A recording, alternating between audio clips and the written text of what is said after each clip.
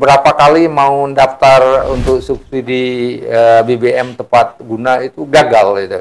2-3 kali, 4 kali gagal untuk mendaftar aja ya, belum masuk ke proses permohonan minta subsidinya. Dengan kemarin itu juga saya kaget ya, tarif gas alam yang masuk ke rumah itu naik 3 kali lipat rasanya. Saya kaget waktu itu, apa saya bulan kemarin belum bayar. Tapi kemudian istri saya bilang, sudah bayar belum gas? Sudah, aku bilang, tapi naiknya mahal, apa lupa ya saya bulan kemarin. Enggak, orang tetangga-tangga teriak, ada yang naik biasanya 50, sekarang bayar 200 itu.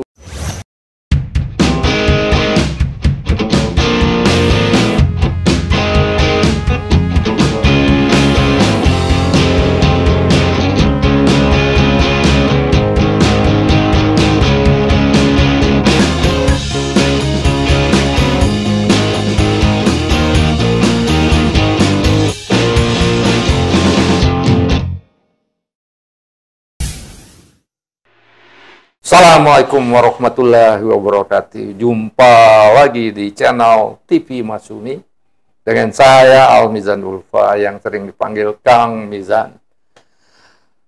Pemirsa, kita menyadari ya, rezim Prabowo ini diwarisi hal-hal yang tidak begitu menguntungkan.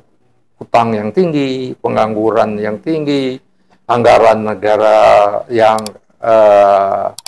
yang mengkhawatirkan, yang mencemaskan, dan lain-lain sebagainya.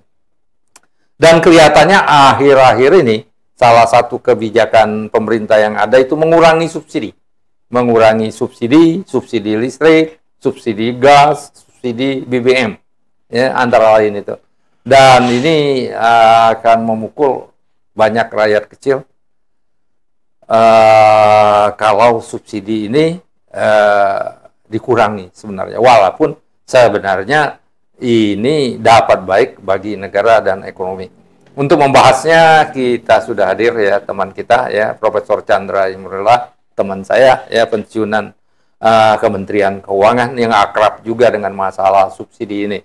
Assalamualaikum Pak Chandra. Waalaikumsalam warahmatullahi wabarakatuh. Ini gimana nih? Saya ini kemarin itu berapa kali mau daftar untuk subsidi BBM tepat guna itu gagal itu.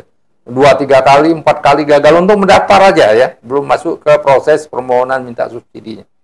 Dengan kemarin itu juga saya kaget ya, tarif gas alam yang masuk ke rumah itu naik 3 kali lipat rasanya. Saya kaget waktu itu, apa saya bulan kemarin belum bayar. Tapi kemudian istri saya bilang, sudah bayar belum gas? Sudah, aku bilang, tapi naiknya mahal, apa lupa ya saya bulan kemarin. Enggak, orang tetangga-tangga teriak, ada yang naik biasanya 50, sekarang bayar 200 itu. Kemudian waduh, pada tetangga-tetangga itu pada mengeluh semua gas alam ini. Dan kemudian saya bicara juga dengan tetangga lain, ya, dia di warungnya itu yang pakai gas alam itu udah diputusin karena nggak sanggup lagi bayarnya. Nah, ini kesalahannya gitu. Kemudian saya baca kalau nggak salah bulan November ini tarif listrik juga sudah naik. Jadi kelihatannya pemerintah all out untuk menutupi kekurangan anggaran ini dengan langkah pertama mengurangi subsidi ini. Gimana Pak Chandra? Ya, kita lihat bahwa memang pemerintahan Prabowo ini kan menghadapi masalah fiskal yang cukup pelik ya, karena di satu sisi pengeluaran negara untuk macam-macam belanja termasuk subsidi itu besar ya, tapi di lain pihak penerimaan pajak itu belum bisa ditingkatkan secara berarti ya. Nah, jadi untuk yang paling mudah ya sementara mengurangi subsidi dulu, mengurangi pengeluaran ya. Nah, jadi termasuk BBM ya, BBM ini kan kita lihat bahwa memang harga minyak akhir-akhir ini kemungkinan meningkat ya, karena nyamanan atau kekurang kondusifannya situasi di Timur Tengah, sehingga mungkin harga minyak meningkat ya, sehingga akan memperbesar ongkos impor minyak kita ke dalam negeri, sehingga Pertamina harus memproduksi dengan kos yang lebih besar, sehingga kalau misalkan subsidi itu seperti sekarang, mungkin mereka harus menanggung kerugian ya. Jadi terpaksa pemerintah harus menaikkan mengurangi subsidi ya, untuk mengurangi belanja atau pengeluaran negara untuk menutupi kerugian Pertamina itu ya. Nah, jadi salah satunya adalah BBM karena harga minyak meningkat, kemudian juga karena kurs dolar meningkat ya. Karena jadi dengan kurs dolar meningkat, cost of import juga meningkat ya. Nah, di lain pihak juga listrik juga begitu, karena mungkin dari segi batu bara juga meningkat harganya ya, dari segi minyak bumi juga meningkat, kemudian ada demand yang lebih tinggi mungkin ya, sehingga diperlukan pengurangan subsidi. Tapi kita mengharapkan agar subsidi yang dikurangi ini bisa dialihkan ke penerima subsidi secara lebih tepat guna ya. Jadi pemerintah katanya akan mengarahkan subsidi yang telah dipotong ini untuk diberikan kepada orang-orang yang betul-betul memerlukannya. Jadi tidak dinikmati oleh orang-orang yang seharusnya bisa membeli tanpa subsidi ya, atau orang-orang mampu ya. Jadi kita harapkan demikian supaya nanti orang yang tidak mampu membeli BBM atau listrik yang non subsidi itu bisa tetap menggunakan BBM atau listrik sehingga mereka tetap terlindungi dari segi konsumsi listrik dan BBM-nya. Iya, kita mengerti ya. Kita pun sebagai warga negara memang harus perlu ikut berpartisipasi ya, menanggung beban keuangan negara yang sulit ini. Tapi kita harapkan dari pemerintah juga ya, itu seperti Pak Chandra tadi, sebagian ya pengurangan subsidi ini memang digunakan untuk subsidi yang tepat guna, dan sebagian lagi untuk kegiatan yang produktif, Pak Chandra ya.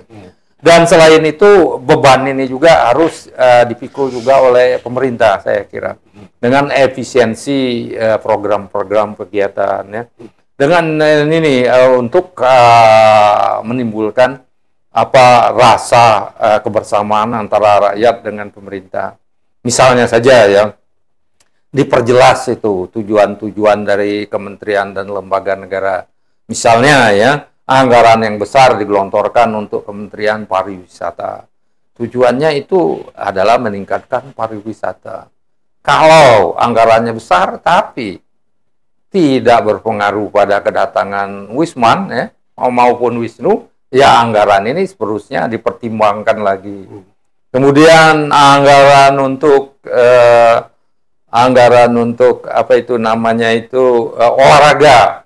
Jadi diperjelas kegunaannya itu ya. Yang efektif pembinaan olahraganya yang mana aja yang perlu. Itu. Kalau tidak perlu, sebaiknya anggarannya dikurangi saja. Itu pengurangan anggaran untuk yang tidak jelas penggunaannya. Kemudian yang kecil-kecil lagi, yang langsung bisa dilihat ya, eye catching oleh masyarakat ya. Ekonomi kreatif ini anggarannya besar kementerian itu. Tapi ekonomi kreatif mana yang perlu diciptakan dengan kebijakannya? Apa untuk menciptakan kebijakan ekonomi kreatif itu perlu anggaran sebesar itu? Nah, ya yang ini juga saya kira perlu dipahami oleh Kabinet Prabowo Gibran ya, bahwa burden sharing ini penting untuk menyatukan rakyat dengan pemerintah. Itu antara lain. Apalagi anggaran kementerian yang besar-besar ya, seperti Kementerian Perhubungan, Kementerian ESDM, Kementerian lain-lainnya lagi ya. Nah, itu gimana Pak Chandra ini? Ya betul sekali. Jadi kalau kita lihat dari jumlah kementerian yang ada sekarang di bawah Presiden Prabowo, jumlah kementerian itu sangat besar sekarang ya. Iya, iya, iya. Ada, kalau tidak salah, ada 49 kementerian. 48 ya kalau nggak salah, 48 ya. 48 kementerian. Nah, ini kan kalau kita bandingkan dengan pemerintah terdahulu ini cukup besar ya kenaikannya. Iya, iya. Jadi, dulu 34. Ya. Iya, jadi sudah pasti anggaran untuk kementerian-kementerian ini pasti akan bertambah ya. Sedangkan di lain pihak penerimaan negara itu masih terbatas, mungkin tidak terlalu meningkat ya. Nah, jadi di sini memang perlu efisiensi daripada belanja-belanja negara yang ada. Seperti tadi ya, salah satunya tadi sudah kita bicarakan efisiensi daripada subsidi. Subsidi itu supaya lebih tepat guna. Jadi kepada orang yang betul-betul memerlukannya atau yang mendapatkan hak untuk subsidi ya. Iya, iya. Kemudian dari segi belanja-belanja yang lain ya, belanja-belanja yang tidak perlu seharusnya dikurangi ya, Iya, iya, iya. atau mungkin disisir lagi departemen mana atau kementerian mana yang belanjanya itu bisa dipertimbangkan lagi, mungkin lebih diefisienkan lagi ya. Apakah dari segi belanja perjalanan dinas, Iya, iya. belanja untuk rapat-rapat, belanja untuk proyek-proyek yang tidak terlalu mendesak mungkin ya. Iya, Karena iya, yang iya. penting sekarang ini kan kita bisa mencapai target ya, tetapi tidak dengan belanja yang terlalu besar, Betul. sehingga mengurangi defisit dan mengurangi utang negara ya. Iya, iya. Nah, jadi pemerintah termasuk ya jajaran kementerian Iya, iya. untuk lebih meneliti kembali belanja-belanja mana yang bisa dikurangi ya, mungkin ada yang perlu dipotong atau Iya, ditunda iya. ya, sehingga bisa mengurangi beban anggaran untuk paling tidak untuk tahun anggaran 2024 Iya. ini.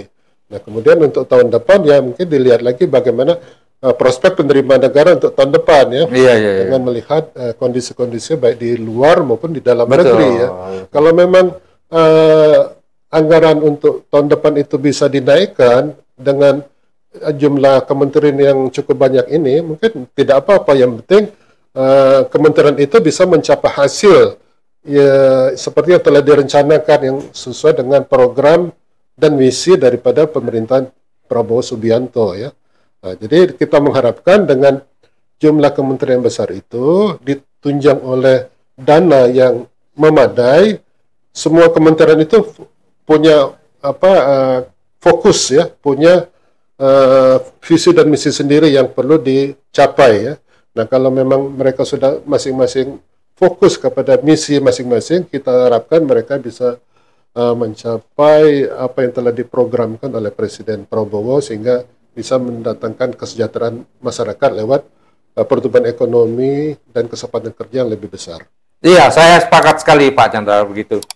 Burden sharing ini perlu dilaksanakan oleh pemerintah, dan apa yang dikatakan oleh Pak Chandra itu seharusnya diumumkan. Lihat ya, rakyat menderita, subsidi BBM dikurangi ya, subsidi gas dikurangi, listrik dinaikkan. Nah, ini harus diperlihatkan juga oleh kabinet Prabowo Gibran. Mereka itu melakukan efisiensi berbagai pihak, subsidi tepat guna, uang yang dialihkan dari subsidi itu untuk kegiatan produktif harus diperlihatkan kemana saja larinya uang itu, dan juga harus diperlihatkan efisiensi yang dilakukan oleh pemerintah ya dalam keadaan sulit ini. Kalau nggak ada penjelasan yang rinci, yang konkret, berarti burden sharing ini nggak jalan ya. Pemerintah rakyat nggak merasakan bahwa yang disuruh memikul beban hanya rakyat saja, dan pemerintah relatif ya dikatakan tidak melakukan hal-hal yang diingini seperti Pak Chandra tadi ya, berbagai efisiensi yang lebih adil ya, rakyat menderita, pemerintah juga menderita sedikit. Ini yang kita harapkan. Kalau tidak ada pengumuman ya dari pemerintah, maksudnya kebijakan yang tegas dari pemerintah untuk mengatasi masalah ini, rakyat akan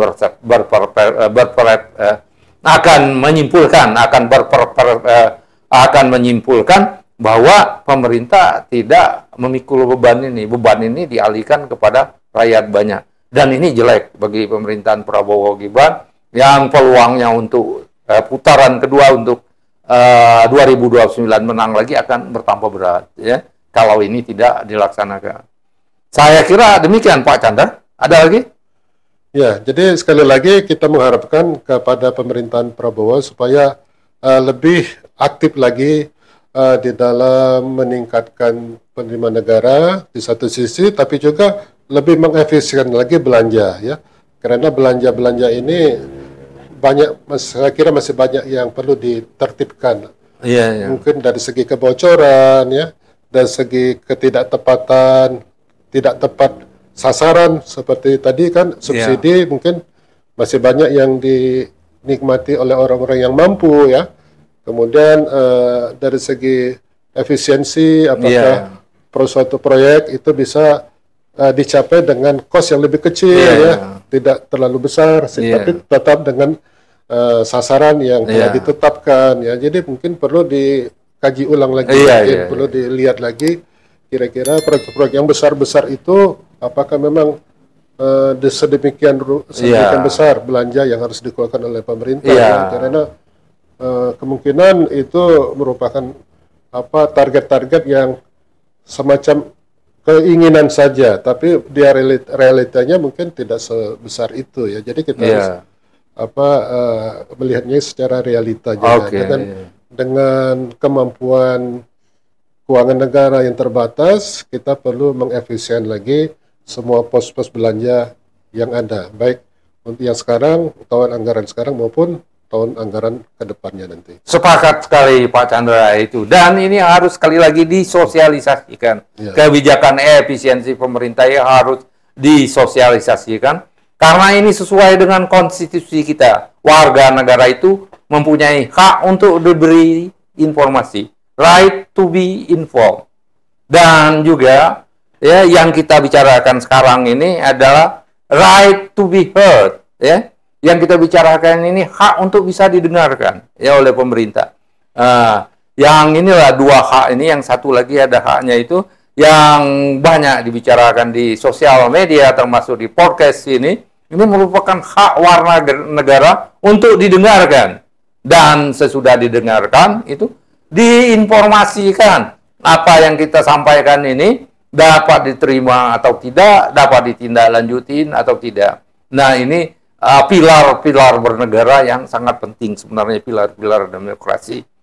Demikian pemirsa, saya kira mudah-mudahan bermanfaat. Wabillahi taufik wal hidayah. Wassalamualaikum warahmatullahi wabarakatuh.